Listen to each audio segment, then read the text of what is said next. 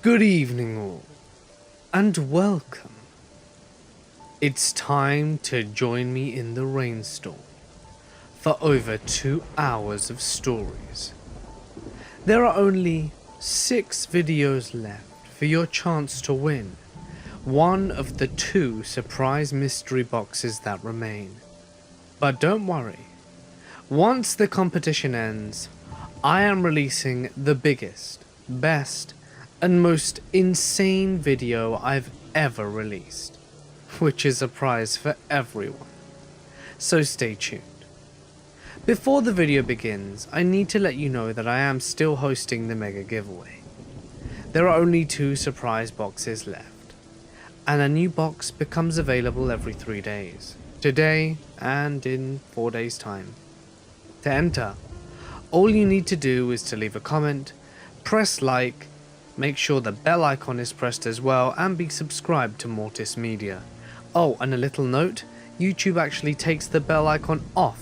So yeah, make sure that's still pressed. You never know what YouTube do. YouTube. Anyway, there's a catch. Make sure you've left a like and a comment on each video that came out within the 3 days of that mystery box, in order for your entry to qualify. Today is the first day for your chance to win box 9, so be sure to tune in tomorrow and the next day to assure that your entries are counted. The winner of the 8th box has of course been selected, so listen up to the end for the reveal. Is it you? Best of luck everyone, but for now it's time to get comfortable and let the darkness take control. I was about 15 when my brother's girlfriend moved in with us. I was told that she was scared to be at home, so she moved in with us, though I never really knew what it was that she was afraid of. I didn't really care as a kid. I just got excited at the prospect of having a sister. I was thinking about all the things I would be able to do with her that I couldn't with my brother. Honestly, it started out really well. I felt really close to her at one point. I asked her to give me some music recommendations because I'd gotten an iPod, and as an excited kid, I wanted to use it as soon as possible. Things were normal at first. After a while, I did start to notice things. Some of my things would go missing. Nothing major. Hair clips, stuff like that. I would let my parents know that these things were going missing. But I was a kid, and kids lose things all the time. I didn't really think it was a big deal, because the things that were going missing weren't major. But then the accusations started. Apparently, she started telling my parents that I was stealing from her, and that she had caught me red-handed. I had no idea what she was talking about, and on many occasions would point out to her that I had no need to take any of the things that she was referring to. My parents told me not to take anything that was hers, though I think they only said that to keep the peace. This happened for a long time. At one stage, I had friends over and we were making pancakes. She stormed off angrily when she saw us because I was using her frying pan. I had no idea, and honestly, it's a frying pan. Who cares? It's not like she was gluten-free or anything. Anyway, cut to about a year or so later. At this time, I was pretty into Tumblr. I had an account on there and would blog pretty much daily. I remember being excited because I had gotten a certain number of followers on there, and then the anonymous messages started. Now, I wasn't that naive. I had received anonymous messages before and thought nothing of them. People like to bring others down. For the most part, I just laughed these messages off. I responded to them with little jokes, which was my way of letting them know that it wasn't getting to me. A few days passed, and these messages continued. I didn't care much until I finally received one that terrified me. I honestly can't remember the exact wording, but it was something along the lines of, "You think you're so good sitting on that couch upstairs? That's right, I see you." I felt myself freeze up when I read it. My heart started pounding, and I instinctively looked out our window, not sure what I was expecting to see. Not that I could see, but whoever was sending me those messages knew exactly where I was in the house. I had gone from laughing these messages off to absolutely terrified. There was part of me that thought maybe she was behind this, but I had no proof. I didn't tell my parents right away because I didn't want them to tell me that I wasn't allowed to go on the site anymore. Stupid, I know. I kept the messages from that point on. I didn't post them, I just kept them in my inbox, trying to figure out what I was supposed to do. I remember at one point, my parents had to leave me home alone, with just my brother's girlfriend, and I told them I was scared of her, and I didn't want to stay with her alone. It took a lot of convincing, but they eventually let me stay at a friend's house instead. After a while of worrying, I told a friend about what had happened. They told me that they knew a way to track the IP of a message I was getting. I honestly had no idea what that meant. I didn't know how that stuff worked, but I agreed to let my friend do it. So I let them log into my account, and they went through as they told me from the IP. They could tell me that the person who sent the message was indeed in the same country as I was, but that really didn't narrow it down. So I asked my friend to check the IP of another message, one that I sent. The IP was identical to the one that had sent me those messages, meaning they were someone in my house. My brother wasn't really big on social websites, and there was no way in hell my parents would send me something like that. I felt like this was all the proof that I needed. Finally, I went to my parents about this. I told them about the messages that I got them, and I told them about the IPs. My parents called my brother and his girlfriend upstairs to talk about it. She smiled, telling my parents she had no idea what I was talking about, until my parents told her about the IPs. It was at that point that she lost it. She was screaming about how I was the favorite, how much she hated me. I'd never been so scared before. Most of what I remember about that night was screaming. I ended up going outside with my phone and sitting on the front lawn crying. I just needed to get away for a while. There's not much more to say. My dad told me that she had told him that she hated I was the favorite daughter. I was his only daughter, and after that day, I stayed as far away from her as possible, when she was around anyway. I didn't speak, and I didn't want to give her any more fuel. My parents told me that she wasn't taking her medication, and that probably had a lot to do with it. I don't know if she's on her medication now. She and my brother moved out a while ago though. My parents tell me that she's like a different person now. She seems much happier, but I don't visit them. Whenever I see her, I remember that fear. I'm sure she's a nice girl. I'm sure she's on her medication. And I hope she's doing better than before. But after all that crazy stuff she did, I can't bring myself to face her. I grew up in a very rural part of Louisiana. The town didn't even have a red light, just 2 caution lights and a stop sign.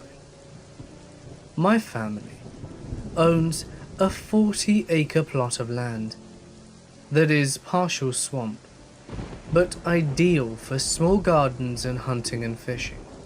And, if at all possible, we would sustain ourselves by growing and hunting our own food.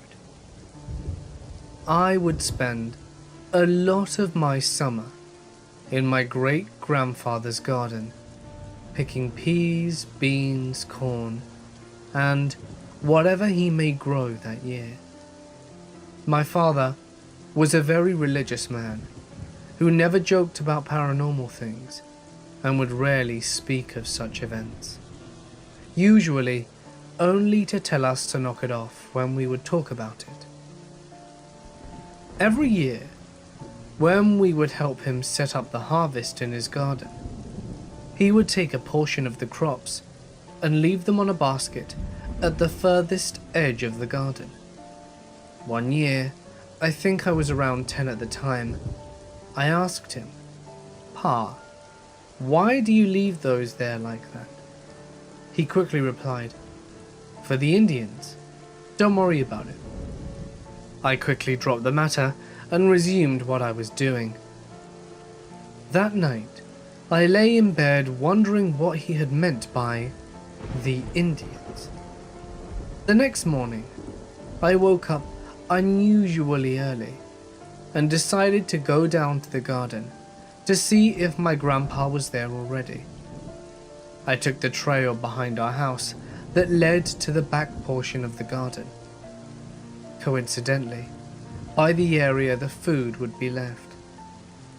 When I got there, the buckets of food had been completely emptied and turned upside down in a perfect circle, with another bucket left upright in the center.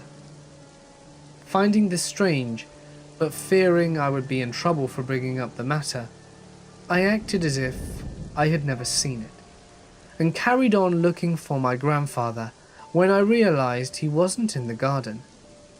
I went up to their house and was greeted by my great-grandmother, who held a plate of bacon and biscuits offering me breakfast. Being from the South, and every Southerner knowing Grandma's cooking is always better than Rachel Ray's, I happily accepted and sat down to eat. Grandpa came in from outside with a basket of eggs he had collected from the chicken coop. He sat down to tell me to eat up, as we had a big day ahead of us. We finished eating and went back to the garden to finish the harvest. As we finished, Grandpa again set out another few buckets full in a cross formation, and we went back to the barn to begin shelling peas. Grandma said she had dropped her gloves in the garden and that she was going to walk down to get them. My grandpa quickly snapped, "You don't go down there, not alone, and you know it. I'll get them." Grandpa walked off, and I asked my mum what he was talking about, and he said that he didn't allow any women to go into the garden alone. After that, we went back to what we were doing, and about 2 months later, my grandfather passed away after suffering a stroke while ploughing the garden. The next year, my dad and uncles brought all of us boys to the garden to plough and begin planting seeds for the next year's crop. As we planted, my Uncle Wayne looked at my dad, and he says, "Chris, do you hear that?" Everyone got quiet, as I strained to hear. My dad said, "Yeah, the bird stopped chirping." As soon as those words left his mouth, a distant sound of drums began playing a rhythmic tune, like one that you would hear in a Western movie. This really freaked me out, because I had grown up in these woods and never heard or seen any signs of Native American life around. My uncle seemed to have heard it too, as he began looking in the direction it was coming from. He turned to my dad and said, "We need to hurry and finish planting." We rushed through the day with the drums steadily beating and finished at around 4 p.m. As we walked through the gate, the drumming stopped. Fast forward to harvest time. The first day of the harvest was challenging. It was unnaturally hot, and we didn't have a lot of people showing up. And from the beginning, I felt as though I was being watched. We finished the day early and went home exhausted. The next day was easier and everyone showed up, but I still felt the feeling of being watched. When we finished, we went back to the barn to start shelling early, as we had a larger crop than usual and we didn't want to have any food spoil before we could get to it. We began shelling and realized we had forgotten one bucket, and my Aunt Cora volunteered to go fetch it. About 5 minutes passed and we heard my aunt let out a loud scream as my uncle and dad stepped out. My aunt was in full sprint coming towards the barn, screaming that there was a man in the garden. My uncle and father went inside and grabbed one of my grandfather's guns. My uncle grabbed the model 1886 Winchester repeater, and my dad grabbed the 8mm Mauser my grandfather had gotten off a dead soldier in World War II. Both very powerful guns. They then walked towards the garden, and my older brother and I trailed behind, because at this age, my dad felt we were grown up enough to learn about such events if ever need be. When we reached the garden, we couldn't see anyone. As we circled looking for any out-of-place footprints, we happened across the buckets my grandfather would leave out, in the same perfect circle with one upright in the middle. Then my uncle yelled, "Hell, what are you doing here?" and turned around and saw a darker skinned man with oily long black hair, wearing buckskin clothing. It was in my mind the perfect John Wayne Indian. He never responded to my uncle. Frustrated, my uncle fired a warning shot in the air, and the man never flinched. Instead, let out a loud yelp, and in an instant, branches began to break all around us, and leaves began to rustle as if someone was walking through them heavily. I began looking around, and to my horror, found that we had been surrounded on all sides by 4 people. All of them looked very similar to the original man, but varying in size. I latched onto my dad's arm and began shaking as the men started a slow encircling walk towards us. My uncle fired another shot, but nothing. No flinch, no blink, just nothing. A steady, synchronized walk continued, and eventually they had formed a tight circle around us. This is when I noticed none of the men had eyes, just empty, black sockets. The first man opened his mouth wide, as if he were letting out a silent scream, exposing his blackened, pointed teeth. He then pointed at my uncle's feet.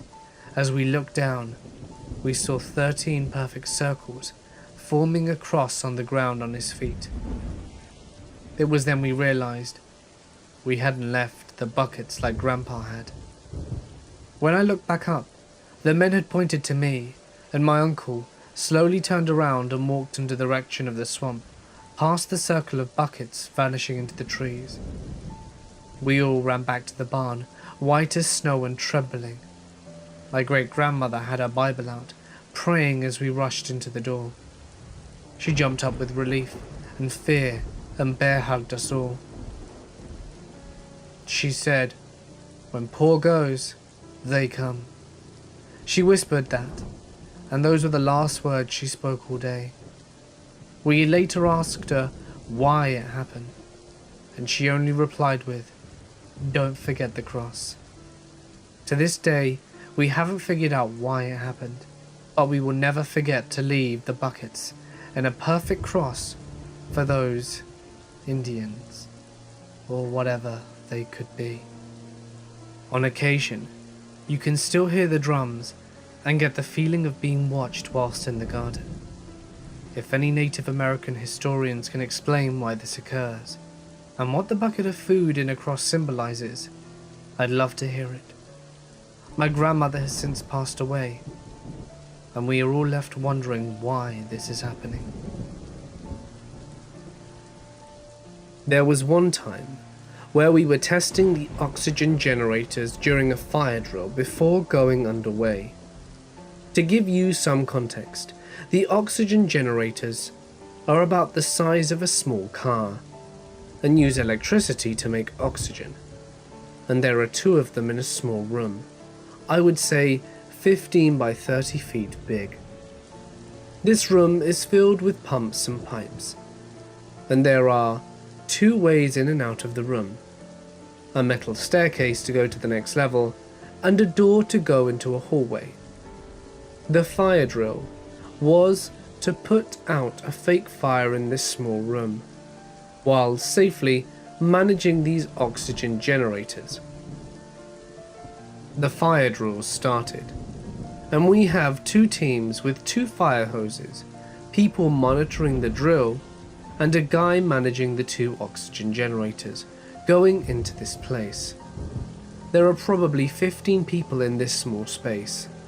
It's a tight fit, and I'm in full gear with a heavy tank on my back.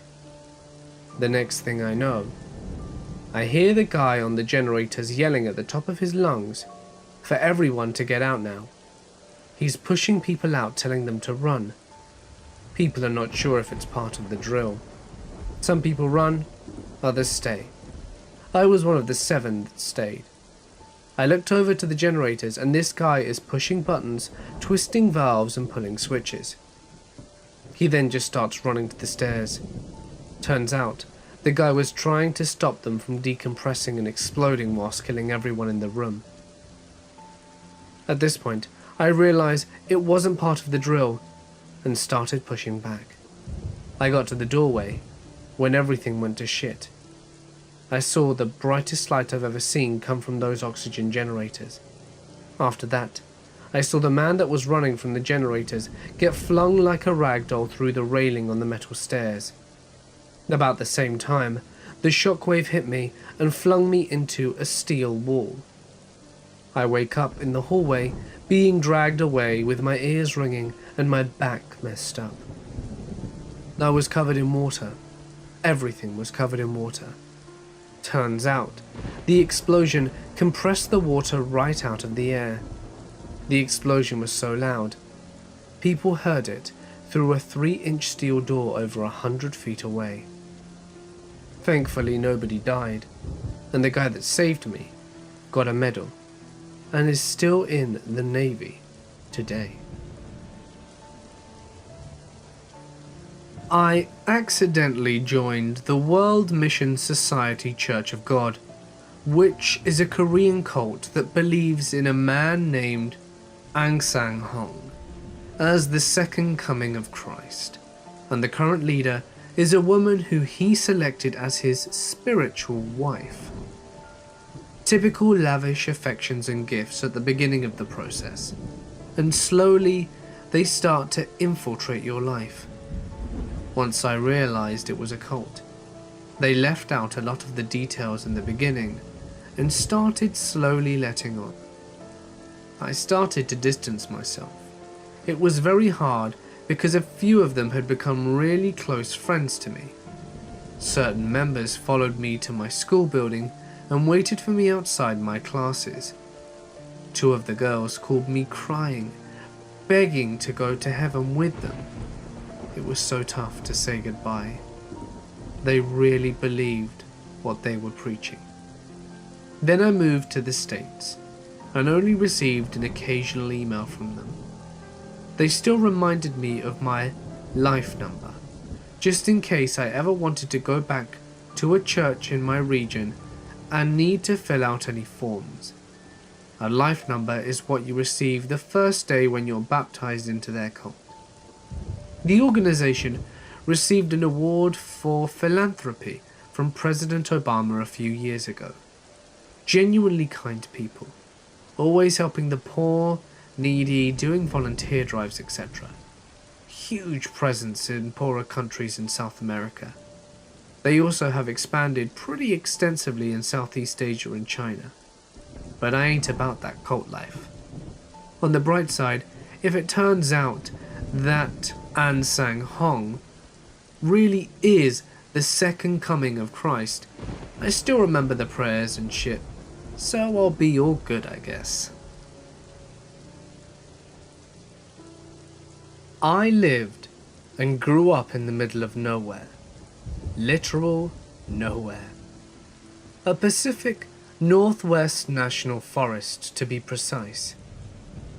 the handful of small communities out there, none of which I live anywhere near, had a lot of Bigfoot stories, if that gives you some idea. Anyway, during the summers of my teen years, it started seeming like an amusing and comfortable idea to sleep in the hammock affixed to part of the exterior of the house. It actually was pretty nice for a while, until I woke up one night to the sound of crunching, like massive crunching. I'm not sure how to convey what the noise was. The best I could ever come up with was to imagine a dog eating dog food. That crunching, gnawing noise, but then multiply it by 10. Like a 1,000-pound dog eating dog-sized food. Of the 4 sides of the house, my hammock obviously being on one, the sound was originating from an adjacent side to me, i.e. on the gravel driveway and entrance side. The back door was on the other adjacent side, so I slipped out of that hammock as quietly and as swiftly as I could and went for that door. I got my folks up, but nothing was found. Over the next couple of weeks, it happened a few more times. We eventually figured out that the noise seemed to come out nights, following our dumping of cooking oil on the gravel driveway. Over time, this produced rough patches of asphalt. Our goal was eventually to get the whole thing. So, once we figured, we hatched a plan. At age 15, I decided that after we dumped oil next, I would lie in wait in the bed of the truck until the thing returned, and I would be able to catch it in the act. It worked, sort of. The thing came. I was alerted by the intensely loud crunching, way louder than I was used to. So close, just outside probably. But I never found out what it was.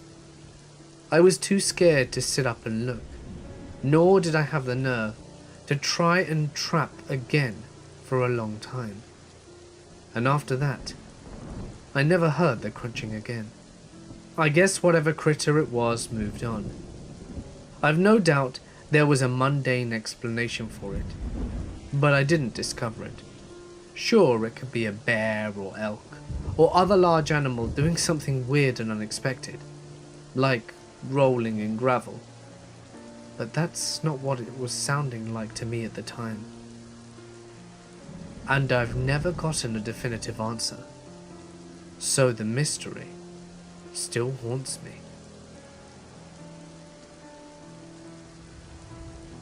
I have a story. I once saw something really strange that happened at sea. An object out above the water, like a dark disc. It seemed like it just appeared out of nowhere. No visible approach.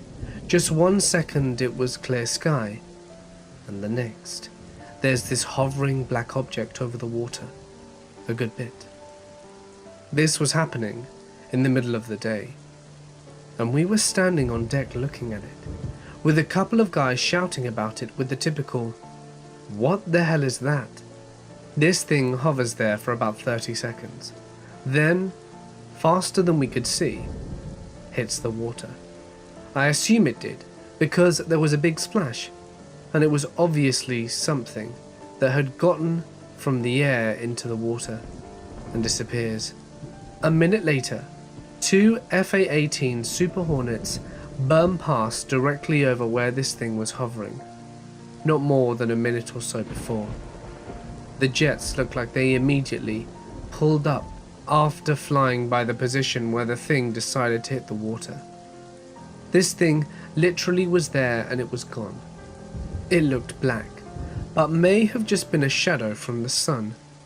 Just a disc, no noise, no propulsion, no sounds at all. Just a weird feeling that came with its appearance and watching it dart into the ocean. We don't know what we saw, and we all kind of stood there looking at each other and watching the water over there for a while. Then we had to go on with our days.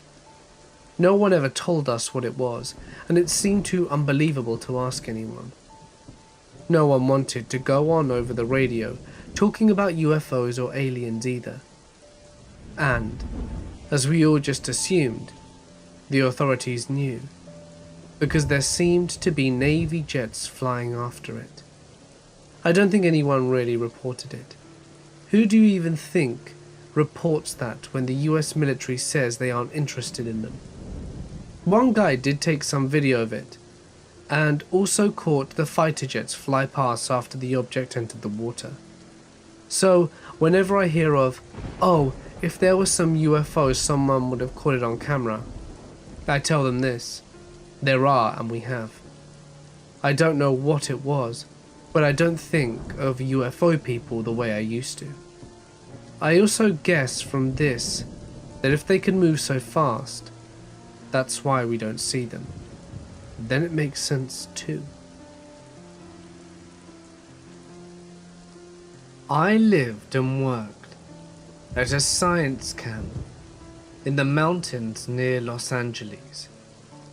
First, I'll echo what others have said. The first time I heard a fox scream, it sent shivers through me. Another weird one, when a friend and co-worker saw a naked corpse on the steep roadside whilst going for a run.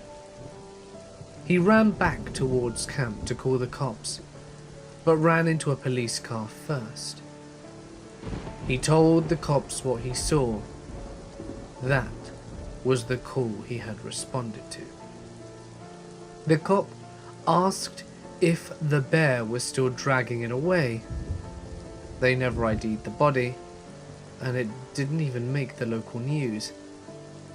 I told an old enforcement ranger this story, and he said, if all the bodies in the forest stood up at once, there would be a whole other forest. I guess mountains that are freeway close to Los Angeles are a good place to rid yourself of a corpse. But the reason I responded to this is the day I saw the black helicopter.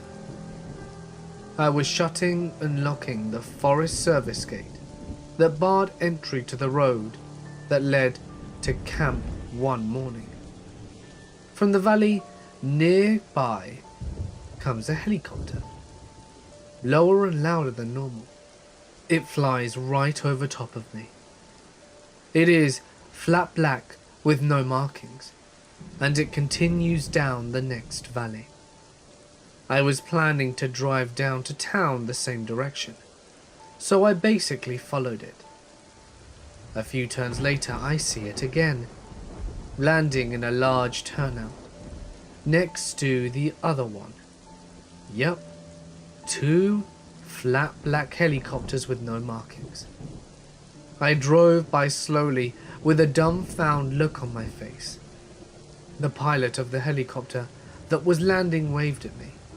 He knew I was probably flipping out, I suppose. Then, as I took in the scene, I saw that there were also 5-ish police cars in the same turnout. I kept driving. As I passed the next turnout, there were more police, and this continued for the next 5 turnouts. Eventually, I pulled off into a turnout and spoke to one of the officers. I told him I was a resident and that I was concerned, and I wanted to know what was going on. At first, he said nothing and smiled. After that, I said, "Is someone missing or something?"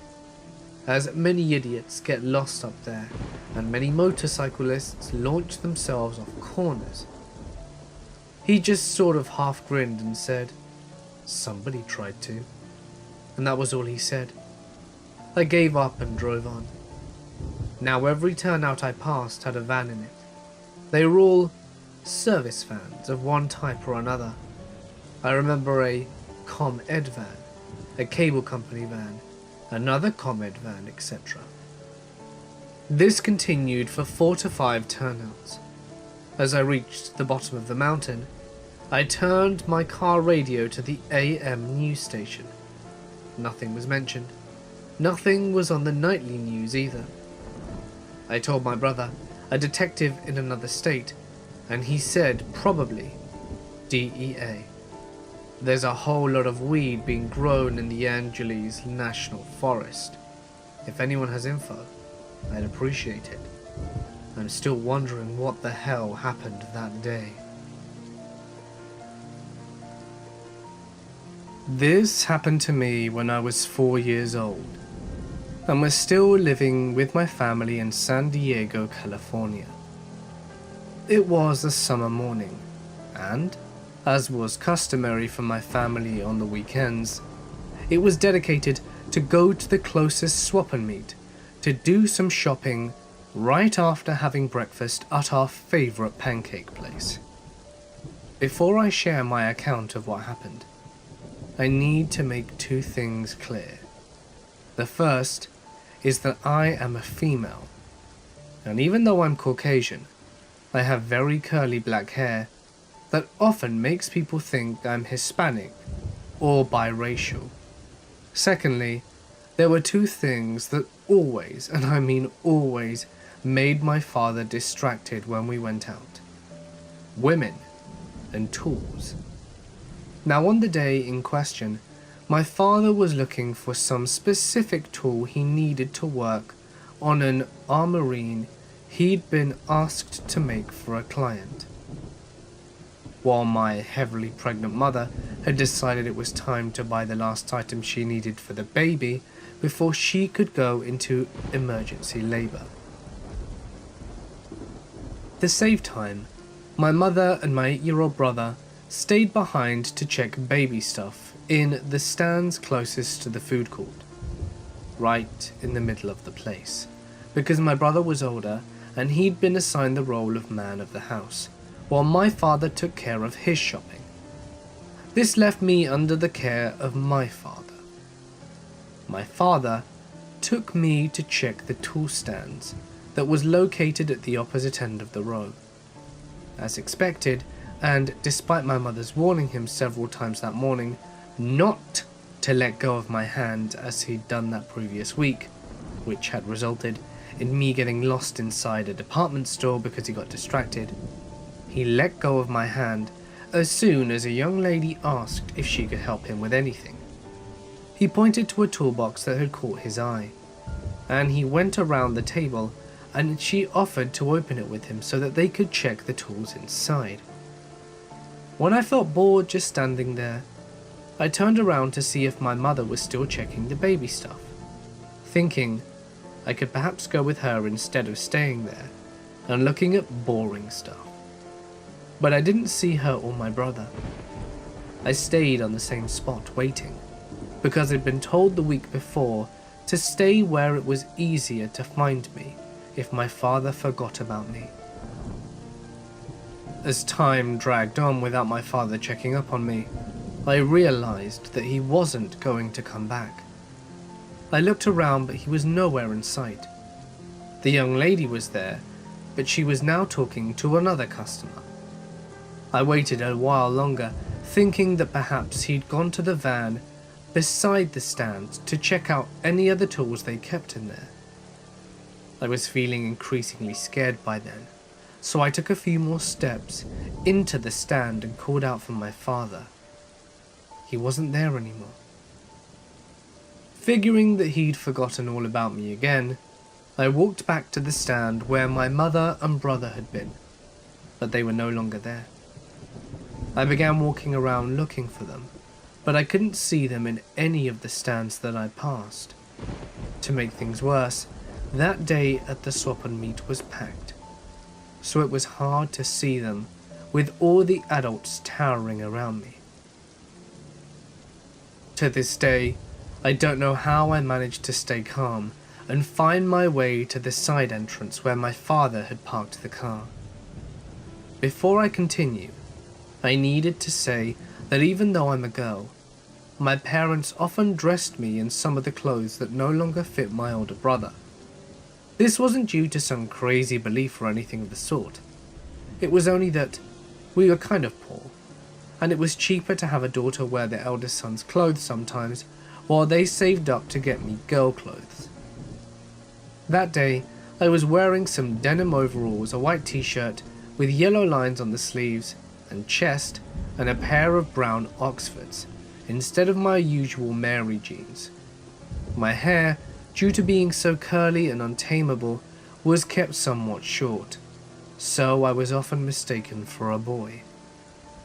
I was waiting by the entrance, watching the people that were leaving, when a Hispanic woman in her 30s or 40s made a beeline towards me. She began to act overly dramatic, calling me to her in an annoyingly sweet voice. She tried to pull me into her arms a couple of times, but I turned away and clung to the metal pole that was behind me. It's important to note that I've never been a person so touchy-feely. People always made me feel most uneasy. Another thing worth mentioning is that whenever I felt scared or threatened, I immediately went into fighting mode. At that moment, feeling scared out of my mind by the woman's antics, I began to push her away and scream, "Go away! Don't touch me!" and stop her from grabbing me or picking me up as she was attempting to do. People stopped and stared but did nothing to stop her or help me. She turned to them and told them in broken English that I was throwing a fit or something along those lines, which was apparently enough for them.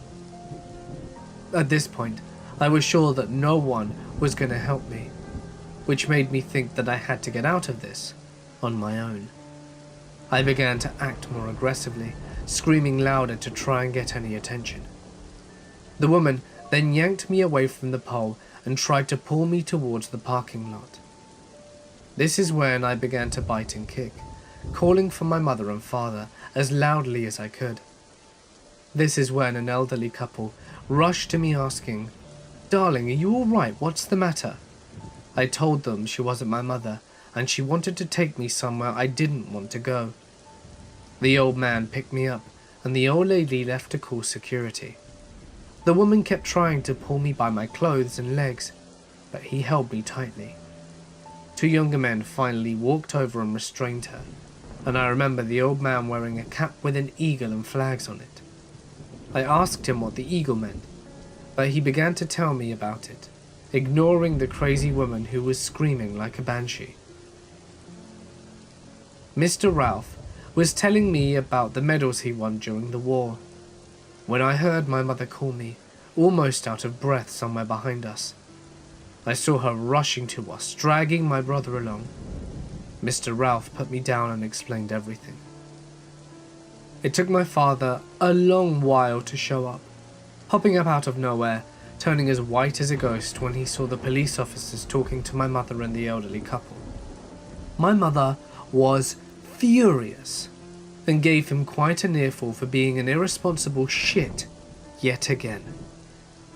My parents thanked the officers for the help and we left the swap and meet. The crazy Hispanic woman was put into a patrol car and taken into custody. And I'm forever grateful of Mrs. Dottie and Mr. Ralph. So, crazy Hispanic woman, even though it's been years since this happened, let's never meet again. This happened to my dad when I was a kid. We lived on the Oregon coast and had a San Juan 23-foot-long sailboat. He had a small 6 HP Johnson outboard on the back for motoring in and out of the marina. He had painted the hull below the waterline with a blue anti-barnacle paint, as he was wont to do. He was out sailing in the ocean one night with a friend. There was a good swell going on, and at one point they caught an extra large one. They seemed to hang up in the air a bit longer than usual, and then my dad felt the tiller twist in his hands. He looked back at the rudder and saw that the brakes which held the rudder on the back of the boat had been completely ripped out, and the rudder was now floating atop the water. With no way to steer the boat, he had to drop the Johnson in the water and use that to get back into harbour. Although they never saw it, they surmised that a whale came up under them, perhaps mistaking the painted hull for another whale, and gently bumped them, causing the rudder to be ripped off the brackets. As you can probably imagine, if the whale had applied just that bit more force, there's a good chance a bit more than the rudder would have been destroyed from that boat that night. Now, they call themselves American Buddhists. It was a cult led by the late Frederick Lenz Jr., aka Atamandana, aka Zen Master Rama. No actual relation to Buddhism. Pushed students into high-paying careers, then made sure to extract as much as possible out of them. Back in the early days of the internet, I started asking online about him. He caught wind and called me out on the carpet, with his bodyguards in full force. I played the good little meek student there, but afterwards realized it was all about control. I just stopped going, but they didn't try to keep me in. It was an opt-in sort of cult. Frederick Lenz committed suicide in 1998. Not to put to a fine point on it, he had his students lie on their resumes. When I say they gave him money, they would sleep 4 in a room on the floor while working software development jobs. At the time I joined, they had an age cutoff. They didn't want anyone over 29. I figure there are 2 reasons for that. The good reason is that by 30, we've acquired enough baggage that spiritual development is more complicated and actually implies laziness at best. If they don't, just adjusting training methods depending on age. The bad reason is that young people are a lot easier to manipulate. I was borderline at the time, having turned 30. I think a combination of just being past the malleable phase and general bloody mindlessness are what made it possible for me to leave. I served in the Navy on SSBN submarines. We were doing drills by the coast of Alaska in the winter. Think deadliest catch type waves. I was on my way to drive the boat, and we had to come up to the periscope depth for the drill. As we're coming up, you can start to feel the waves really bad. I have to hold onto the walls as I'm moving around the boat. Sometimes I have to stop, unless I want to slide down the hallway. I look around and things are coming untied. It's getting crazy. I start to wonder if I can even make it the 100 feet to go stand watch. We are going up and down so fast, there are movements that my feet are not touching the ground. I'm thinking that we're surfaced. Then I hear that we're about to get to periscope depth. In a sea, state 9+, with hurricane force winds. I hurry to go relieve the watch and buckle in. And things start getting really scary. We get to the depth as best we could, and everyone is trying their best to keep the ship level. The ship is rolling like crazy. The only thing keeping me in my seat is the seatbelt. On the intercom, 3 people are injured from things coming unbolted. It's so bad out, the periscope is useless because we keep going from 100 foot under to 50 feet in the air, and the air is filled with sea foam. Then the wave I tell my grandkids about someday happened. The submarine goes almost vertical. You can hear the screams of men worried they will never get to see their wives and girlfriends again, and wondering if they will get to see tomorrow. Then we hit the peak of the wave. The depth gauge isn't working because it's out of the water. The boat comes down fast. The submarine hits the water and everything goes blank for a second. I begin thinking this is how I die. The lights turn on and we're told to go as deep as possible. Then everything returns back to normal. That is the story of how I took a billion-dollar ship flying.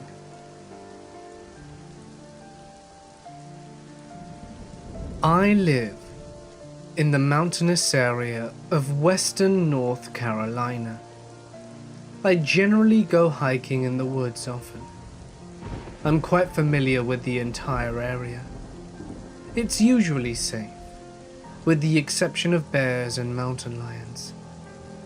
Recently, my friend moved in with my parents and I, until he gets married this summer. Fast forward a few weeks into mid-January, it's a usually warm day in the mid-70s. So after work, I asked if he would like to go hiking with me in the woods near my house, to which he happily agreed. Wanting to get out of the house we'd been cooped up in for the winter months. So we start the hike on my property and head towards some of my neighbors' property who own a few hundred acres and are more than happy to allow us to be there. As we were walking, my friend begins to seem extremely nervous. Bear in mind, he's taller than me at about 6'1", quite muscular and weighing in at around 250 pounds. I asked him what was wrong, and he explained that he had been hearing the sounds of children laughing. I told him it was the Children of the Woods, a local name for an abandoned village of the middle of the forest. We were quite close to this area. The houses there were made of wood and were very old. They all seemed to have been abandoned in a hurry, with clothes in the closets and silverware on the tables. There are bends, cracks and holes in the walls, that when the wind blows just right, it could sound like the laughter of children. Hence the name. We continue walking, him less nervous, but still on edge, until we heard the sound of a door slam, and we both jumped and turned towards each other, eyes wide and startled. We stood there in silence for a moment, and then brushed it off as someone exploring the village and possibly getting spooked from a sound. My neighbors hadn't said anything about someone else being there that day, but other teenagers would sneak out here to drinks amongst other things. So we continued on our way. About 10 minutes later, I realized that I can hear more than 2 sets of footsteps. I begin listening harder and can hear slightly heavy breathing. But it was faint, as if someone was trying to conceal it. I begin to feel a little nervous and tell my friend to walk faster, that it's starting to get late, and that we have to reach the road on the other end of the property's trail before the sun starts to set, as to avoid potential drop-offs and dangerous animals in the dark. The footprints behind us also speed up. My friend begins to notice them as well, and his face has gone completely white. My grandfather, who has been in the Navy, has taught me survival skills in case of something like this. I had a tactical knife with me, and I am a highly capable martial artist, so I tell my friend we should go to the densest brush and brambles we could find in an attempt to avoid confrontation. After we get through the brush, we take off running through the woods. I trip and fall as a vine wrapped around my ankle and cut my knee open. Not realizing how bad and full-on adrenaline, I ignored it and kept on running. And we hear the sound of branches snapping and trees rustling somewhere behind us. Obviously, Whoever was behind us was no longer trying to hide their presence. We made it to the edge of the woods, and made it to the road, and booked it to the gas station down the road. My pants were soaked with blood from the cuts, and the gas station manager, an old friend of my family's, grabs the first aid kit to help as we explain what happened. We called the police and told them, and they went to investigate and found a man who had been shot point blank in the chest with a shotgun. Undoubtedly, the person chasing us wanted to make sure there were no possible witnesses. No one has yet been charged, and I haven't been hiking there since. My dad owns a fishing boat. So, we used to go offshore fishing very often when I was younger. I have a few not so creepy stories. The first one was on our trip to the Florida Keys. We were maybe 30 miles offshore, no land or other vessels in sight. We were hauling ass away from some really quickly approaching storm clouds when I saw a funnel cloud appear. It was kind of eerie being an 8-year-old, seeing this shit a few thousand feet behind you, knowing that if it got close enough to us, we didn't make it. No one would ever know for a long time, and there's nothing we could do about it. Another time, when I was 10, we were trolling on fish 40 miles off the coast of Bimini in the Bahamas, and this large lump floated within a few feet of our boat. It was a dead sea turtle, a pretty big one too. We gaffed it, flipped it over in the water, and there was a huge basketball-sized hole through its underside, and it went all the way through its body until it reached its shell area. It was like a nice neat cylinder had been carved out of its body, and it looked flat black. I don't know if it was just rotting, but it almost looked charred. Turtle also had numerous hooks and cut lines coming out of its mouth, which is pretty normal for dead ones. We set it loose. The last story. I was around the same age, and we were offshore fishing for mahi pretty much all day. I don't remember if we were on the Gulf side or Atlantic side, but the water was seriously deep and blue. We must have been many miles offshore, and looking at the sonar, and I remember it being much deeper than 2,000 feet. Anyway, about midday, bored 10-year-old me was sitting on the roof of our center console, and I see this dark shape about 20 feet under the surface. It was seriously huge, and definitely not a whale or anything. It was a man-made, gigantic-ass submarine, and it was right next to our boat, like 20 feet away. It stayed next to us for about 60 seconds, then submerged slowly and went on its way. It was so creepy, seeing it out in the middle of absolutely nowhere, and knowing that there were people right inside it, probably staring at us. So, the house that I spent a lot of my childhood in had a large forest right behind it, and my sister and I would spend hours exploring and climbing around it. It was totally innocent fun, and we would spend days out there just doing usual kid stuff, pretending and exploring. The woods were pretty thick, but eventually opened up to a large retention pond. About another quarter-mile past was a main road. About 6 years into living at this house, the Florida Highway Patrol decided to put a small prison right there, in between the retention pond and the road. So for context, it went our house, the woods, the retention pond, the prison, and the main road.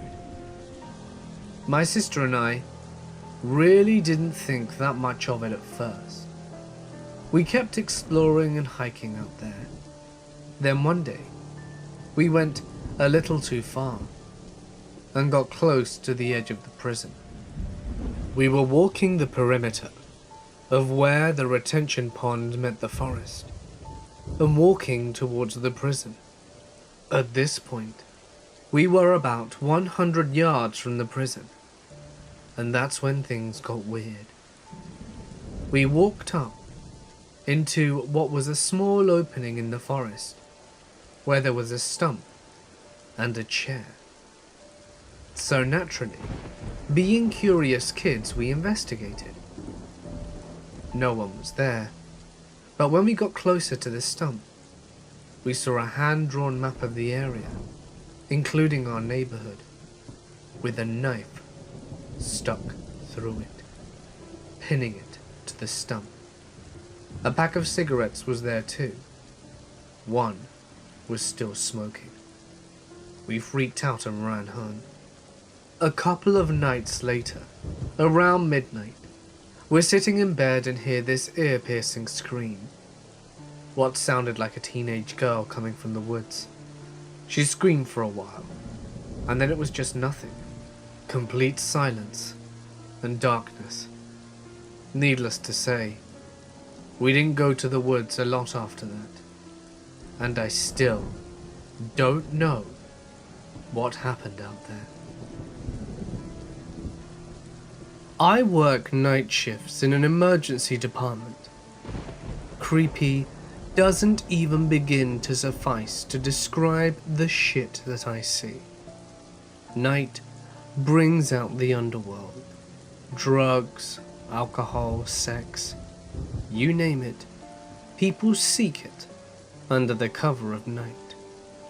I've taken care of rape victims, people high on PCP, prostitutes whose jong got a little too rough, to the random white-collar Fortune 500 dude with a 16-inch dildo stuck in an orifice where it shouldn't be. And that is just another night in the department. I once took care of two people involved in a robbery. One was the victim and one was the robber. Simple, right? Well, the victim was beaten with a pipe so badly, the bones in his face were basically mush. He needed major surgery and I believe had bleeding in his brain. I primarily took care of the thug who robbed him. While he was sitting there with the cops, he described in detail to me how much he loved seeing that man's face cave in, how much he loved killing him. I have never experienced someone so sober, so cold, describe in explicit detail how much they enjoyed attempting to murder someone. To give you an idea of what I was looking at, the blood that was all over this man was not his, as he did not have a single injury that we could find. The man was brought into the ER to be cleared for jail. Then about an hour later, a drunk college kid took a shit on the floor, and then I made him clean it up. I am a Coast Guard. I've sailed the Caribbean, Atlantic, and Pacific. The coolest things I've seen have been an oarfish, stunfish, dead whale that started a shark-eating frenzy, several water spouts, a leatherback turtle the size of a Volkswagen, a blue whale, grey whale migration, the Milky Way through night vision goggles, and more drugs than you can imagine, and many other things. The strangest thing I've seen is a UFO. I shit you not. I was on mid-watch from midnight to 4 a.m. I was the lookout and noticed this light in the distance. We weren't by land and the radar didn't show anything. I watched this light gain and lose altitude and go back and forth for over an hour. I was pretty transfixed by this thing. I wish it would have gotten closer. The scariest thing I saw, though, were the 60-foot waves. We were off the coast of Oregon when a big-ass storm came down from the Gulf of Alaska. We were getting tossed around like a rag doll, and nobody was allowed to go outside, but you could still go to the bridge and such. Well, I went up there and saw waves passing us that were 10 feet higher than our bridge. I went up one deck where the lookout was, and for as far as the eye could see, the waves were massive. That storm nearly destroyed our boat. A lot of stuff got bent and smashed. We lost all the gear off the tail fan. It was crazy. It's funny how the sea can make you feel very, very small indeed.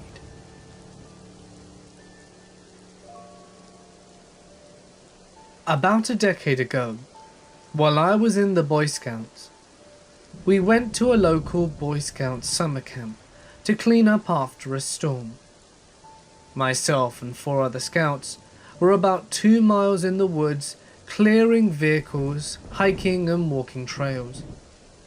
While walking, we hear something on 2 legs about 50 yards off the trail. We all begin to call out because it sounded like someone walking towards us, and we figured it was a scoutmaster. Then we begin calling out the sound.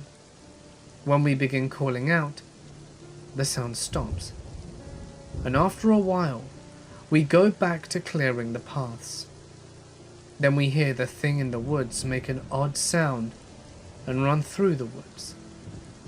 We are all fairly freaked out at this point, so we all begin heading back towards camp as a group, but we can hear the thing off in the woods running around making odd sounds. So we all huddle up, and some younger scouts, myself included, begin to freak out the 17-year-old in the group. Our senior patrol leader was also looking a bit worried. The thing in the woods sounded like a large man running through the woods, but making odd screeching noises. As we get about a mile from camp, we begin yelling, hoping the scoutmaster can hear us.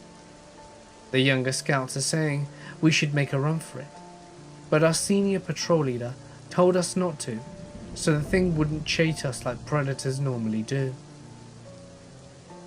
We continued the huddled fast walk, then we hear a truck coming down the path. This causes the young scouts to break rank and haul ass towards the truck. The SPL, quickly seeing his strength in numbers advantages leaving, quickly starts to run too. We finally see the truck, which begins to stop, and the local forest ranger gets out the truck and begins yelling, "What's wrong?" and asks if everyone's okay. We're all yelling, "No, monster! Something's hunting us!" We all get to him at the truck, and he is laughing. We turn around, standing in the middle of the trail, and there is a huge emu. Apparently, a local raises them for meat or whatever, and a few got out during the storm. The guy found it hilarious. I, however, and the rest of my crew did not. Emus are absolutely terrifying creatures, and it would have scared the shit out of anyone if they hadn't known about it either. I was in a cult when I was a teenager. What was weird is that it wasn't one of the typical ones. It was just a Christian church, but ran like a cult. Here are a few rules. Children had to attend their school to avoid corruption, temptation, and science. Oh yes, science was evil.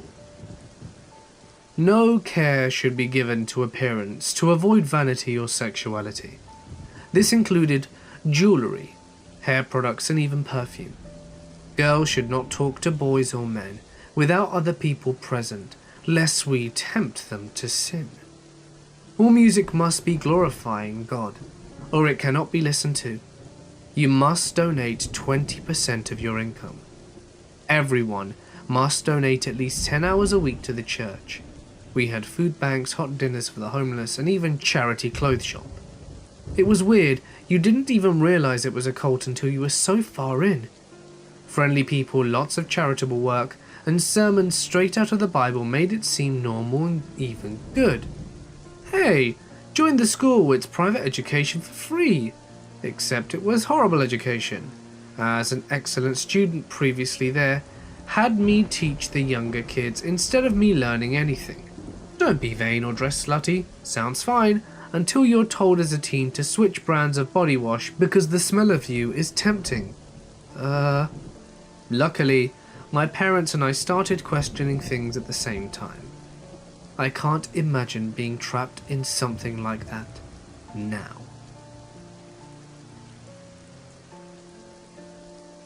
This is way late.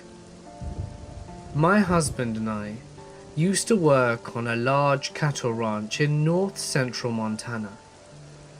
77,000 acres of wilderness between two mountain ranges. The ranges had been intact and privately owned, with no public hunting or anything since the 1920s.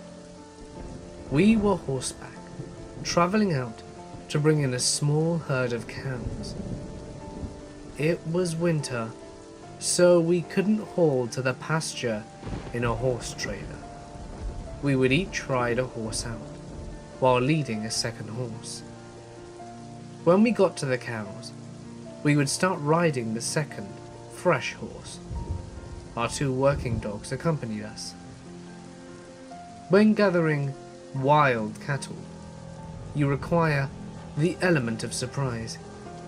So we decided to take a roundabout path to get behind the herd, which involved walking on a narrow road alongside the frozen creek in the bottom of a canoe.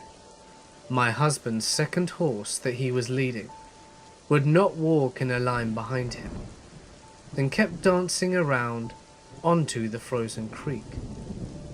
We attributed it to the cold. Many horses get jitters when it's frosty out, and it didn't help that our dogs would not get back our horses, as working dogs command to pay attention and stay behind the commander. The dogs were trying their hardest to stay between our pairs of horses, and it was making each animal more and more flustered. Suddenly, my husband's horse yanks back, gets loose, and scrambles across the creek bed. He tried to scramble up the loose rock of the coulee, but almost immediately freezes and just stares. By this time, I've turned 180 degrees, and I'm trying to lure him back to me and my horses, and I'm staring at 3 wolves 50 feet behind us on the road. These aren't wolves from Disney movies. These wolves are black and dark grey, and they are way bigger than any dog I've ever seen. One wolf bares his teeth for a millisecond, and then they leave. But when they leave, one goes left and 2 go right. They weren't done stalking us. We didn't see their physical bodies again, but you could tell from the dogs' and horses' behavior that they were there the whole time. Once we grabbed my husband's second horse, we long trotted the hell out of that canyon. When we got onto the wide open part of the pasture, you could feel everyone relax, but our dogs would not leave our sides for the rest of the day.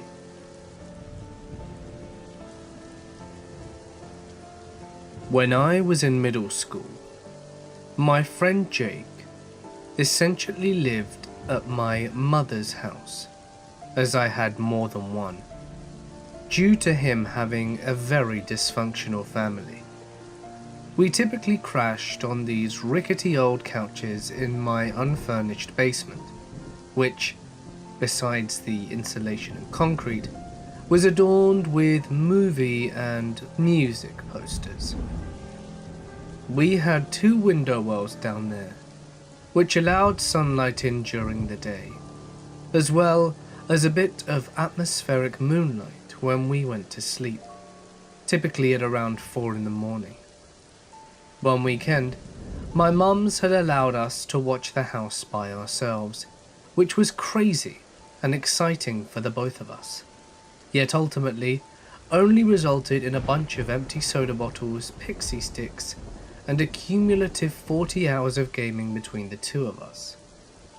However, that Saturday night contained something a little less fun than a marathon session of Crackdown. We probably crashed at around 2 or 3. Now, the couch that I typically slept on faced a section of concrete wall that sat right next to the window. If I laid with my head closest to the wall, I would be able to see the sky and the top of a tree that sat in our backyard. If I laid the other way, I would see the tree trunk, the fence, a bit of grass, and a little sliver of sky. Unfortunately for me, I chose the latter on that day. Like I said, it was the wee hours of the morning when I awoke from a dream or otherwise, and within those first few hazy seconds of consciousness, I heard a creak from above me. Our floors were creaky, annoyingly so, when they sit above teenagers who want nothing more than to sleep until 4 in the afternoon. It was so bad that you could hear the individual clicks of the nails of the feet of our miniature schnauzers, Simon and Wilson, with clarity rivaling a pair of Skullcandy earbuds.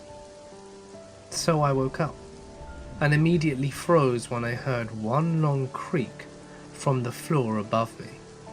I rapidly thought through everything that I did before bed. Lock the doors? Check. Close the blinds? Check. Put Simon and Wilson away? Check, check. I lay still for a solid minute before I gathered enough bravery to crane my neck and see if Jake was still laying on the perpendicular couch. He was still there. At first, this was reassuring, as I now knew that he was safe. But the second wave of realization, stupidly enough, took another second. I realized what that meant the very second that I heard 3 creaks in rapid succession. They were moving towards the kitchen, which meant that they were moving closer to the basement door. I'd like to say that I grabbed a bat and stormed upstairs to confront the criminals and/or otherworldly beings and threaten them with great charisma before shooing them out of my home. I'd like to say the lights came on and my family came out of the bedrooms alongside my best friend, and they all lifted into the air, popped champagne, and gave me a trophy that read "Big Damn Hero" on it. I'd love to say that, but I can't. I stayed right there in that bed, with what felt like an invisible rock the size of airs sitting on my chest. I was attempting to call out to Jake, but I could do little more than stutter some incoherent words of fear. I kept my eyes open though. I kept my eyes open through much of this, hoping to retain some semblance of alertness in the scenario. It was only when I heard a quick succession of creaks that neared my basement door that I slammed them shut. I don't know how long I lay there, eyes glued shut, hands gripping desperately to the sleeping bag, but I do remember a few things. I heard my dogs growling at some point. They weren't barking like they typically do when someone approaches any possible entrance to the house, which helps me cling to the hope that it was all my imagination. But I do remember hearing deep grumbling noises coming from the area of the ceiling that held up their cages on the main floor. I remember several more creaks, though I cannot say with any sort of accuracy where they were in relation to the floor above me. I think I was disoriented, too scared. Up until this point, it really doesn't seem like a memory that I should have retained so vividly. Up until this point, anyway. I lay there, eyes shut, for who knows how long, but was of course unable to fall back asleep. When I did open my eyes, a safe time after hearing any more creaking, they fixated directly on a very small view of my backyard that I had through the window. That moonlight was my saving grace. So I soon calmed down, relaxed. House is settled. I told myself, dogs growl. I didn't voluntarily attempt to fall back asleep, but at a certain point, warning fear is outweighed by the after effects of a sugar high, and my eyes began to flutter. But before I could entirely drift off, I noticed a rapid change in the freeze frame of my backyard that my eyes had grown so accustomed to over the last few minutes. I saw a shadow crawl on the grass through the window. Now I'm a skeptic, so I must say that I'm sure it was a person. That, however, is no less terrifying. Human beings have the most potential to be the worst kind of monsters. As I watched it, adrenaline flowing through my veins and teeth grinding down to gums, I swear on my treasured iPod that he or she looked over to me in my fortress of slumber and grinned. If I were any sort of artist, I would draw it, seeing as that image is seared into my mind. It stopped only briefly before continuing on its way, and at some point, exiting my frame of sight. I stayed alert, and awake until the sun rose. When it did, I woke Jacob, and he wasn't happy about this, and told him we were going to make pancakes. He wouldn't have stayed another night in my home if I had mentioned anything regarding the last several hours. We went upstairs, and I quietly inspected the house. To the best of my knowledge, nothing was taken. The doors were locked, and the only windows open were on the second floor. They had screens on them, but from personal experience, I can tell you that they can be removed and replaced with ease. So that's about it. It all seems kind of silly now, but everything in hindsight tends to be. At the very best, it was the result of an overactive imagination fueled by gallons of high fructose corn syrup and piles of pixie sticks. But at the very worst, there was someone in my house, someone who managed to make sure that my noisy dogs didn't bark at them, someone very, very quiet, and someone with the nerve to smile at a child who saw them through the window of a house they had just broken into. I was crewing a boat on the annual Newport Ensenada race in 2012, and we were the ones who first discovered and reported the wreckage of a boat, including 2 of the dead sailors who had been on board. It was a beautiful morning. We were just blowing along at a good 6 knots, when suddenly there was all this debris in the water. We had just crossed into Mexico, so we weren't sure what to make of it, until one of the crew in the front of the boat said, "Hey, is that a dead guy?"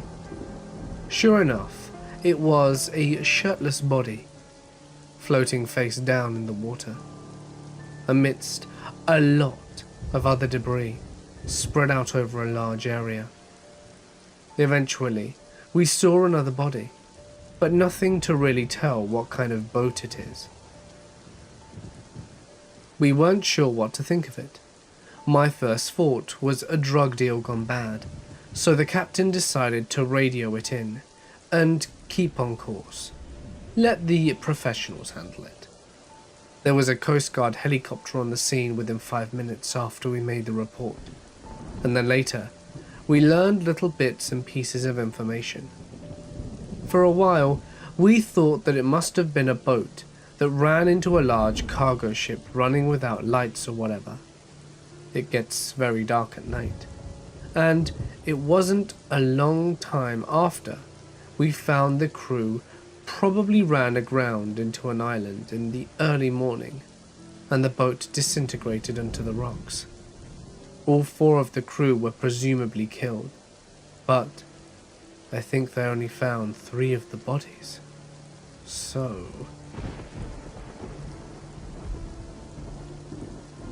A friend of my mother's used to be a ranger in Northern California, and she told us this story. I forget the name of the town, but it was an old abandoned mining town, used as a display of sorts for tourists, and the rangers would have to check all the buildings to see if anyone was there and in general clear the area. It was a rookie guy's turn to go into the town and clear it, and then he could go to the station out there and sleep for the night. After the rangers were done, they had a radio to check in with the main station to confirm the job was done. As the evening goes on, the main station figures he just left his radio somewhere and thought little of it. The next morning, he was supposed to radio in again, but he never did. They sent 2 rangers in the afternoon to check in on him, and found the station out there, as if it were ransacked. All the windows were broken, and cupboards had their contents on the floor. Then, they found the guy in a cupboard, with nails coming out of the door. He had nailed the doors of the cupboard closed from the inside. When they got this guy out, he was sweating like crazy, and having a terrible time in general. He kept saying, "They're gonna get me, they're gonna get me." And the other 2 obviously radioed him for help, and got this kid out. Now they always check the place in pairs. I delivered papers overnight with my grandmother for a few months.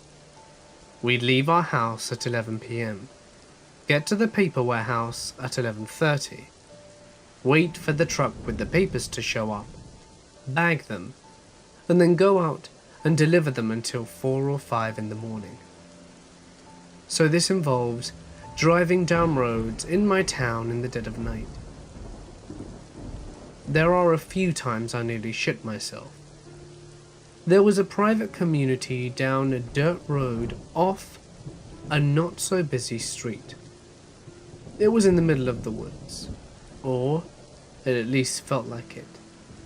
Slender, the 8 pages, had just come out. So thick trees and forest weren't a great thing to drive into at 3 in the morning. This private community had a line of around 15 to 20 mailboxes, with slots underneath for the paper to go in. Normally, if it were a house, you'd throw the paper on the porch or the driveway and call it a day.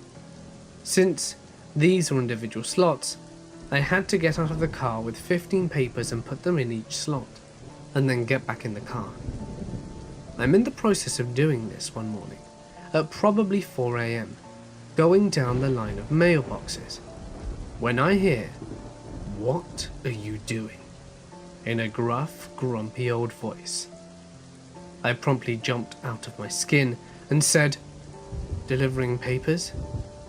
This old twat steps out from behind the mailboxes with his dog and says, "You're late," and sticks his hand out for a paper.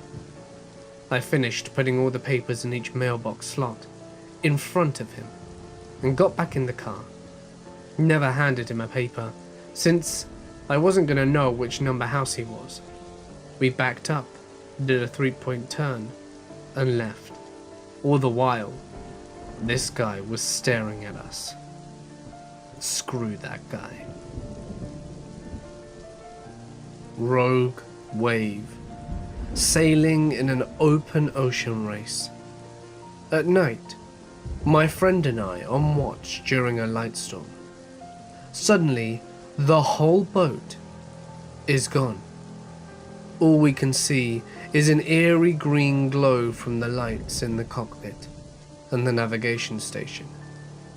But they are underneath us, about 4 feet. We hit the end of our lifelines, life jackets inflate, and a few seconds that seemed like an eternity tick by, with us getting pulled under. Then the boat suddenly bursts up out of the water. Several more seconds go by that seem like frantic minutes or hours as the boat drains. I'm climbing over the lifelines and look to my friend who is now on the other side of the boat. We were sitting right beside each other, now tangled in the aft corners of the lifelines. We get everything under control. About the time the watch below realizes that there's a few thousand gallons of water sloshing around with them. Someone opened a hatch to get some air, and the inside of the boat flooded when we went under. After a lot of screaming and yelling, the bilges drained the boat pretty quickly. Everything was drenched. Food, equipment, people. My mate and I sat down with our still inflated life jackets and just started laughing hysterically and gave each other a big hug. I have been inside burning houses, worked horrible car accidents, jumped out of planes and climbed mountains. That experience was the most adrenaline-fueled, fearful, oh shit moment of my life.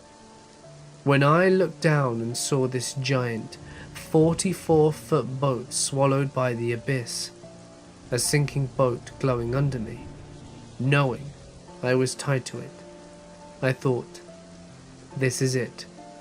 This is how you're going to die. 10 out of 10 would do it again though. I met a guy in Seattle back in 2006. Wish I could remember his name. He was a hardcore punk and always wore a kilt. Anyway, he told me about his experience in a cult. He was kind of weak-willed. If you said pretty please, he would do just about anything you wanted. So it didn't surprise me. Not sure how he ended up getting recruited, but what I do know was what life inside the cult was like. They ate nothing but rice.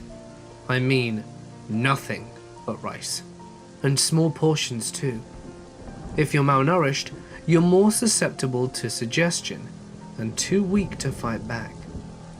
Sleep deprivation was also a mainstay of the cult. New members were deprived of sleep to break their minds and spirits. They also had a noise room. They played loud noises through a speaker and had incredibly bright lights. This was used as punishment for transgressions. My friend said he was never put in the room, but heard about it. I forget what he said the cult was preparing for, possibly a comet alien invasion, or just good old-fashioned end of the world. He said that almost all of the time in the cult was spent in the barn, where he and other cult members would sew wallets to sell to fund cult activities and their lawyers. They did have a team of attorneys, and just like that King of the Hill episode, they would use them on whoever badmouthed them or tried to rescue a cultist. His parents ended up hiring a PI who straight up kidnapped him one day when they were in town selling wallets.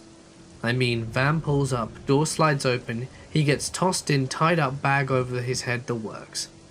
They took him somewhere for another re-brainwashing. This is the part that always struck me. The unbrainwashing techniques are really the same thing the cult did to him, except teaching him to hate the cult instead of love it.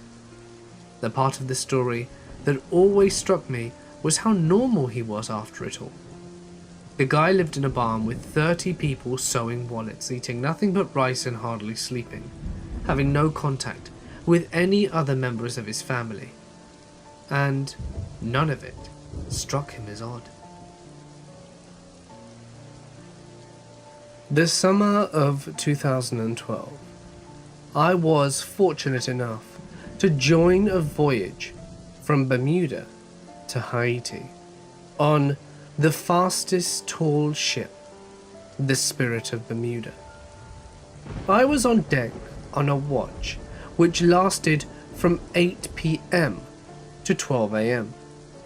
I usually volunteered for bow watch, where you look out for debris, other ships, and whatever the instruments don't catch.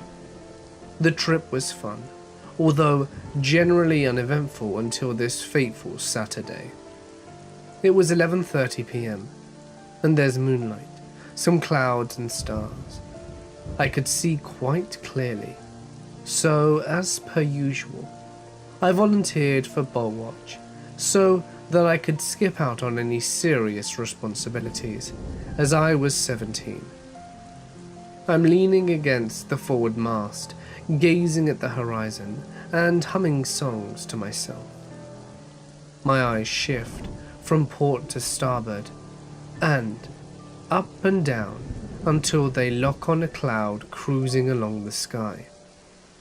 Suddenly, the cloud parts and a long blue streak descends all the way into the horizon. Shooting star, right? No. The sky flashed a bright blue as well. Lightning? No. The night was calm as hell, and this beam of light was perfectly straight. I was sitting in blank awe for a couple of moments. Then I immediately ran for my watch officers at the stern of the ship. Everyone on watch that night was standing up with their mouths wide open. We all exchanged glances. I broke the silence and asked what was it. My watch officer, Jake, shakes his head and tells me he doesn't know, then taps the other officer, telling him to wake up the captain. I went down into the cabin to see if I could steal a peek at the sonar, as only officers could be around the instrumentals, but nothing was on the scope. The captain ended up telling everyone that it was no big deal and to carry on. To this day, I wish I knew what that was on the horizon. I worked in a home-like facility for the elders. I had a woman who liked to wander a lot in the nights, and I had to keep her out of the other residents' rooms. One overnight shift, I was sitting on a couch at the front of the facility. I had a clear, straight view down the hallway. I saw what I thought was the wandering woman go into a room that wasn't hers. I quickly got up from the couch, walked straight down the dark hallway, and peeked into the bedroom that I saw her walk into.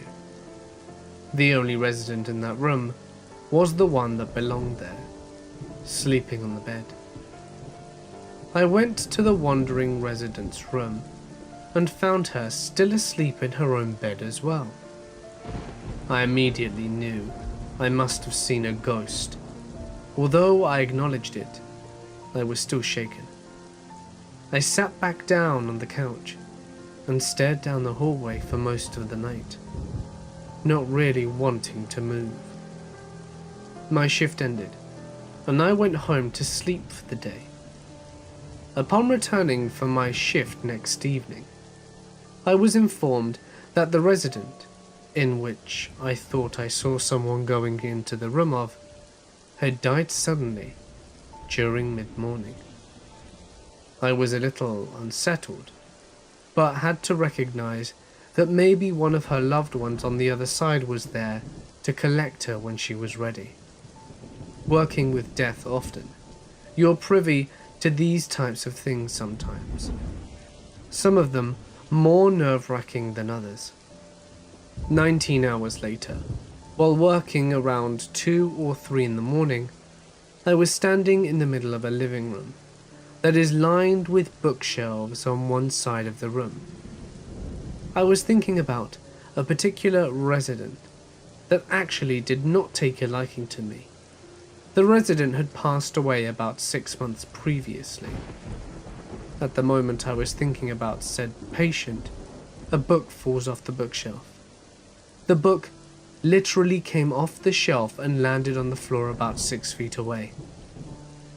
I am convinced that place is haunted.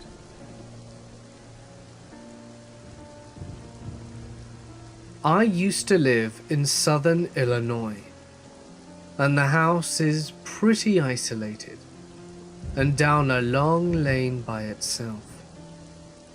It was probably around midnight, as it's been a couple of years since this happened, and I'm in my room watching TV or something. I hear an insanely loud repetitive bark, with a distinct mechanical or metal scraping sound mixing with the call. The loudness made me think it came from the TV downstairs, but nothing. I then open the door, and it's there. Every 2 to 5 seconds or so, it calls. At this point, I'm a bit weirded out, but living in the woods, I'm used to animals like bobcats or coyotes making noise. Concerned and stupidly curious, I grab my shotgun and flashlight and slowly move closer to the sound, assuming that it was a tree that had been scraping the metal garage. It was something further back in the woods. It definitely realized I was there, as the calls started to speed up and get even louder. Realizing this could be some bizarre call of a mountain lion, I backpedal inside. It's not the call of a mountain lion, so far as I can find, and it's not one from a bird or owl. The barking deer videos are somewhat close, but the mechanical nature of the call was distinct and pronounced. This also wasn't the last time it happened, and now my mother has heard it, when I was visiting about a year ago. There's been about 4 or 5 events like this, and only occurs during late summers. I was fishing in Florida, Gulf Coast, for grouper that we were going to eat later that evening. So me and a few buds out to this common wreck that sits on top of a pre-existing reef. No luck, but this isn't a problem. We would just go further and go for tuna. The fish also known as mahi-mahi. So we head out to this drop-off. The actual marine mammals start following us in our wake. Now this isn't uncommon whatsoever. I watched them blissfully, whilst the rest of my friends were looking on the charts for where we start to drift. All of a sudden, the fish are gone. This sort of eerie feeling comes over me, and one singular, small dolphin is in our wake. Then, a massive column of water erupts from behind us. I see a red cloud where the dolphin should have been, and that's the closest I've ever been to shitting myself. My instinct is to run and get my friends, and then get a line in the water. They were dismissive, but it happened near the drop-off anyway, and they do turn around. They can see the slightly diluted cloud of blood where the dolphin was.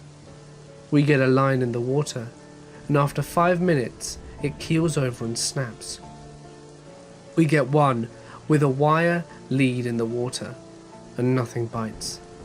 Honestly, it was a mako, or maybe a great white shark, but it was just the strangest thing that's ever happened whilst fishing. Oh, and we caught a 75-pound yellowfin that day, and it was some of the best fish I've ever eaten. I started working at 3 a.m. at my job in a warehouse type store.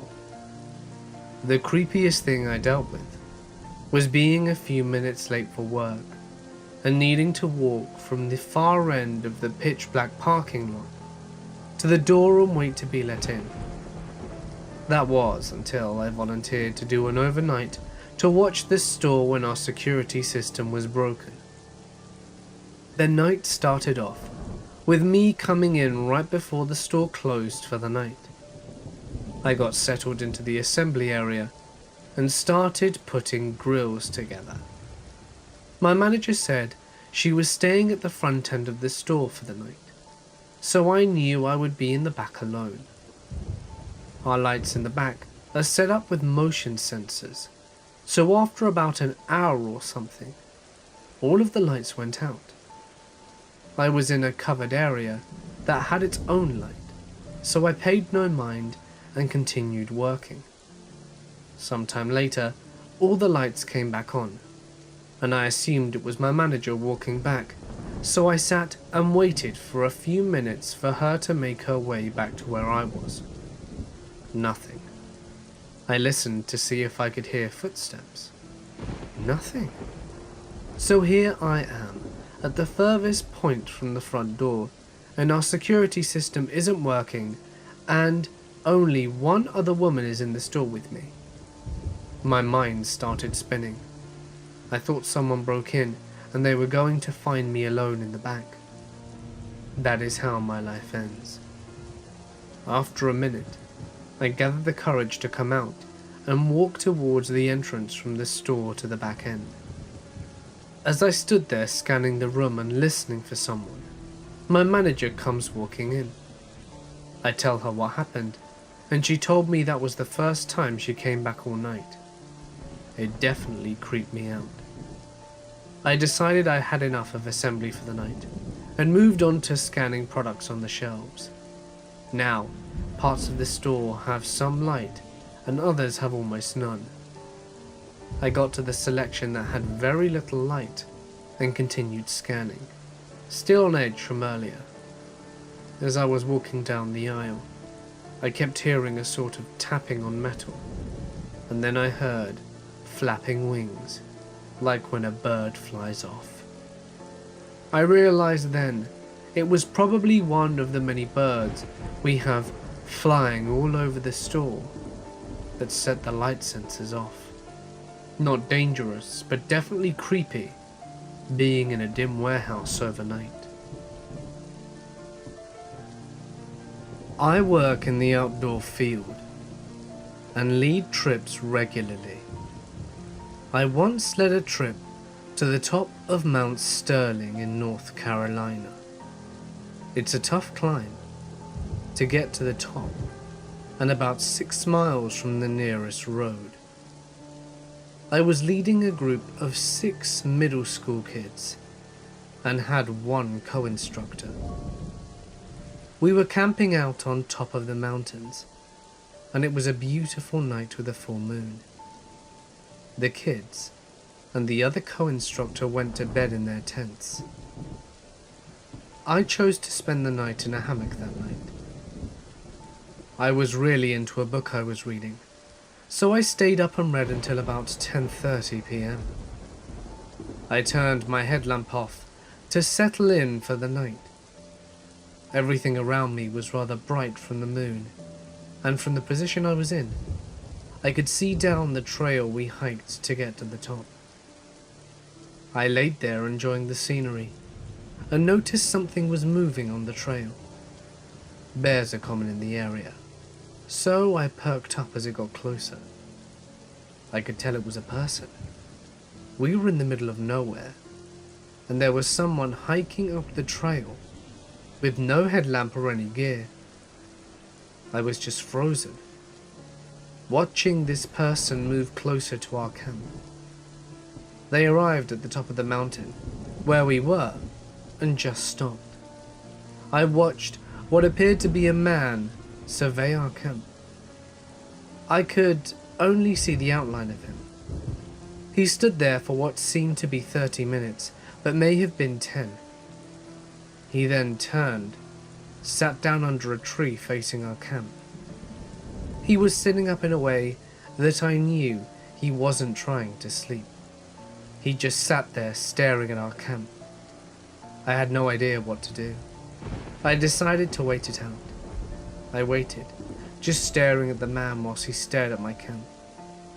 This went on until around 3:30.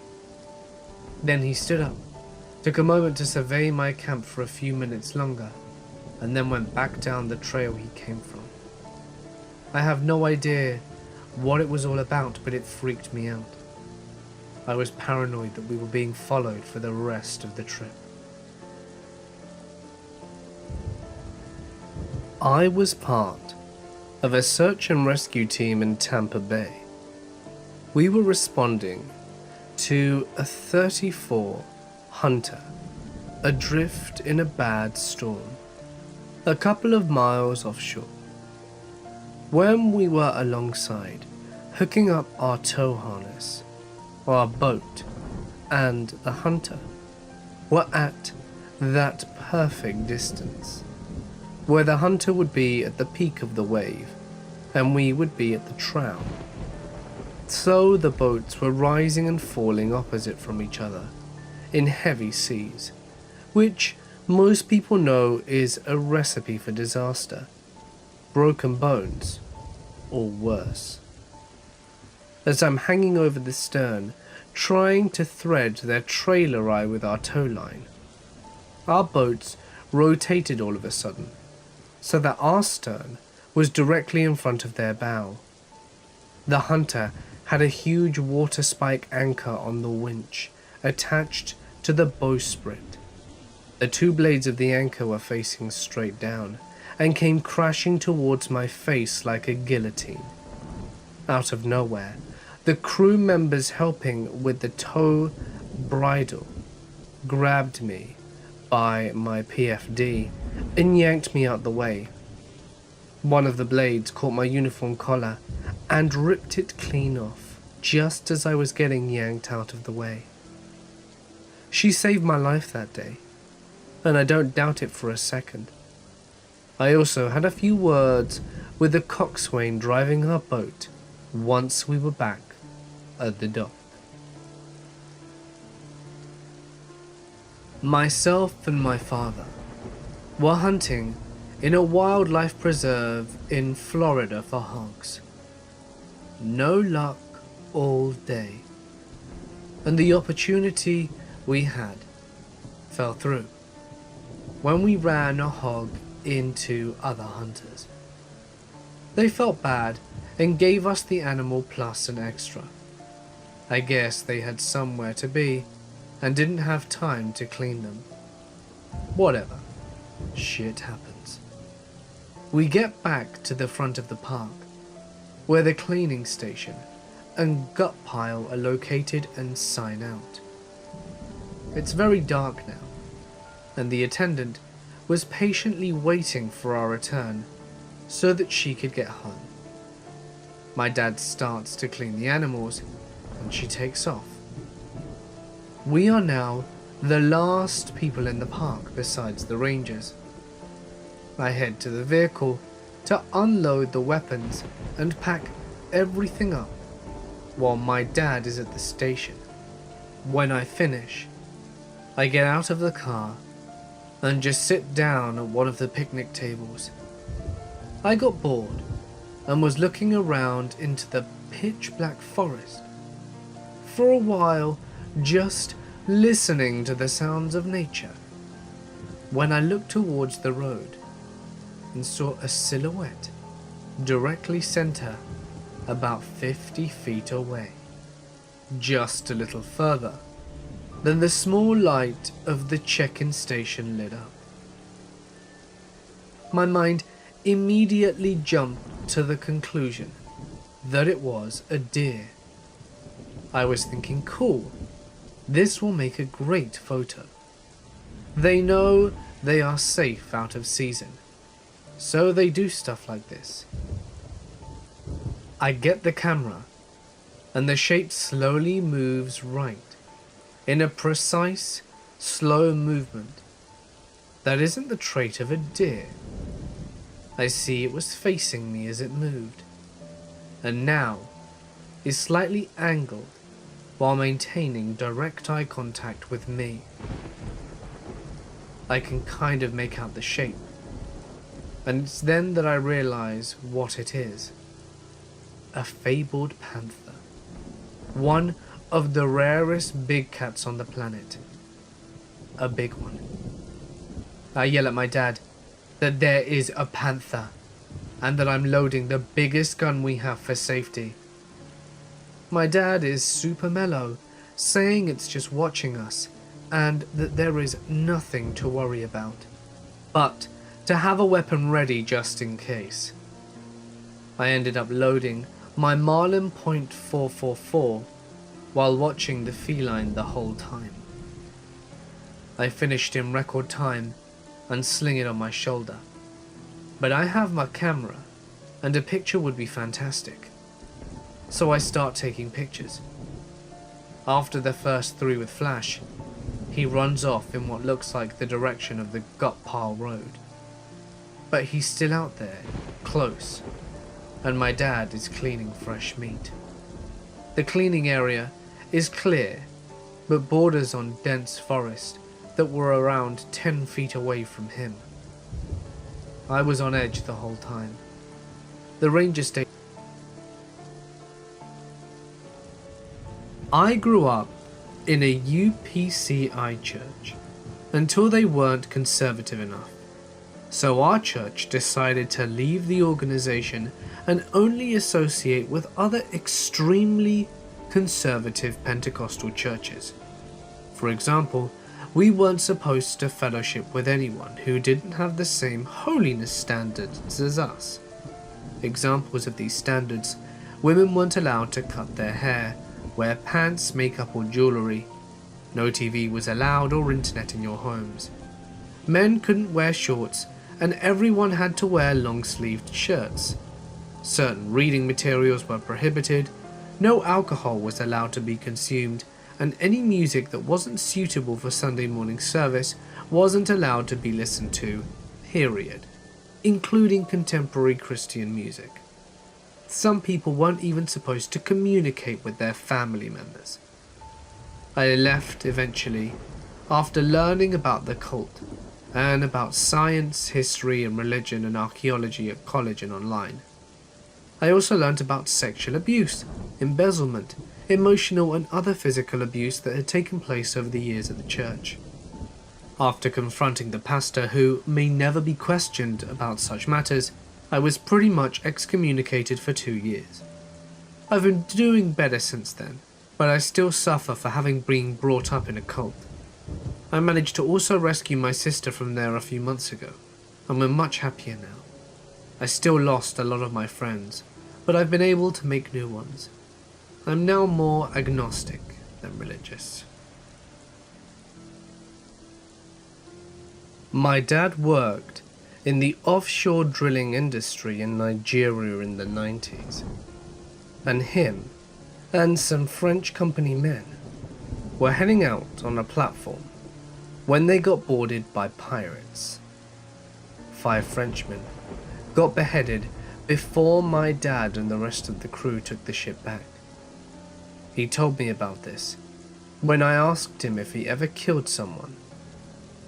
He said he didn't know, but when you smack a dude with an iron bar and he falls into the sea and doesn't come back up, he might be dead. He still has nightmares about it. The company he worked for, Alberta Abela Catering, had a compound outside of Lagos, Nigeria. It had a 14-foot-high concrete wall with battlements, razor wire, and sniper towers.